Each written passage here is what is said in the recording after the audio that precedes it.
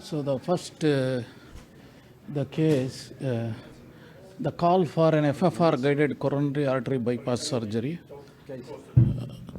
is not a very cheap case or a complicated case. Now and then, time and again, we see this type of patients, and I think we should have a discussion with the surgeons, and also a trial needs to be done.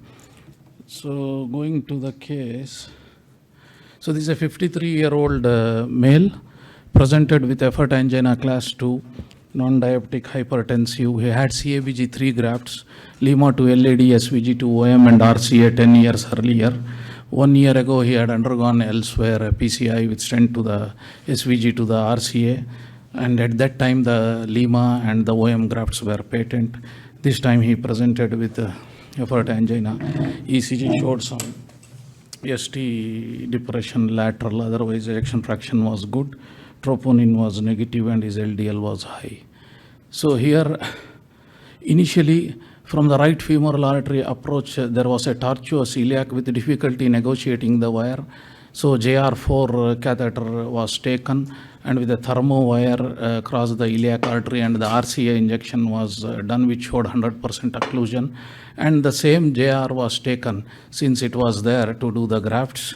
So SVG to RCA was patent, and SVG to the OM there was a stump. So since the JR was there, I just took the catheter to the Lima so that we can see the Lima before the LCA injection.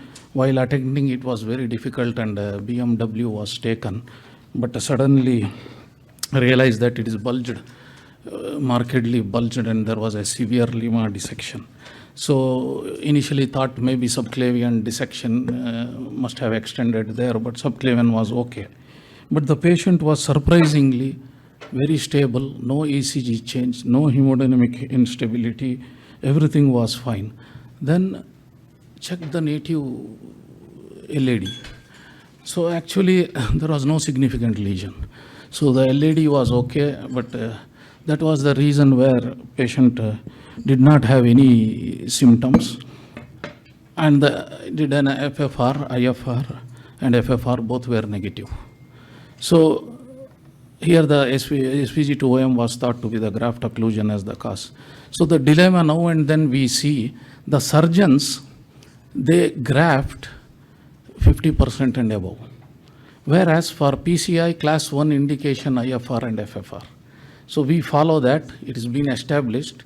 We don't do a PCI if it's physiologically not significant, but surgeons always, when they open, many times we see they are occluded 1 year, 2 years down the time, the SVGs are occluded for a non-significant. So why they do, there is an old concept that total revascularization, they had some old study which showed that there is survival benefit for grafting even 50% lesions.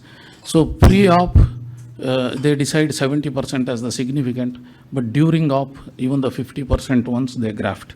So studies have shown that 21% of the patients non-significant stenosis grafted, they become non-functional, they become occluded and even symptomatic.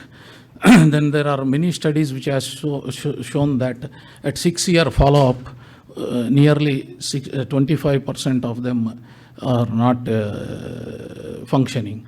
So these studies show that there is significant amount of patients who, if they graft, it is non-functional.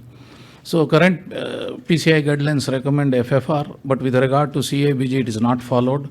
So intraoperative decision making for survival benefit, they are still following. Even in our center, it is being followed. And there was one trial, future trial, which started in 2021, but the FFR proved to be no use in both PCI or CABG, and it was terminated very early due to some deaths in the FFR group. So at present, currently, there is still dilemma among the surgically treated patients whether FFR or IFR functional assessment is needed before a CABG. So there is one proposed algorithm here, which was in JAC, which show that if FFR guided less than 0.08, is a low risk of competitive flow, and they should have an arterial graft, and more than that, they should have a venous and as well as arterial grafts. There is one of there. So the take-home message is this patient with lima dissection did not have any ischemia. There was no physiologically significant LAD stenosis, but it was grafted by the surgeons. So we need a study where a standalone FFR guided CABG trial needs to be done to prevent at least 20% of them have this type of issues on the long term. You can save the grafts. What are the advantages if you do FFR guided? Reducing the number of grafts, improving graft performance, choosing arterial versus venous, preventing competitive flow, symptomatic angina, and preserving the graft for future. And now hybrid has come so that we can manage the PCI if the lesion progresses. Thank you very much.